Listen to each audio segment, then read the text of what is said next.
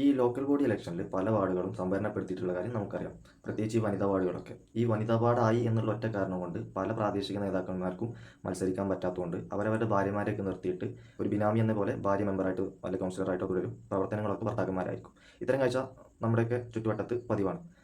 സംവരണം കൊണ്ട് യഥാർത്ഥത്തിൽ ഉദ്ദേശിച്ച കാര്യം നടക്കുന്നുണ്ടോ എന്നുള്ളത് ഇവിടെ ഒരു ചോദ്യമാണെന്നുണ്ടെങ്കിലും ഇവർ നാടിനും നാട്ടുകാർക്കൊക്കെ വേണ്ടിയിട്ട് നല്ല കാര്യങ്ങൾ ചെയ്യുന്നു എന്നതുകൊണ്ട് നമുക്ക് ഈ കാര്യങ്ങളൊക്കെ കണ്ടില്ല എന്ന് നടിക്കാം.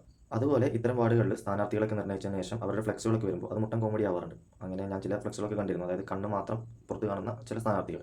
അപ്പോൾ ഞാൻ തന്നെ സ്വയം പറഞ്ഞിരിക്കുന്നുണ്ടായിരുന്നു ഇവർക്കൊക്കെ ആര് വോട്ട് കൊടുക്കാനെന്നുള്ളത്.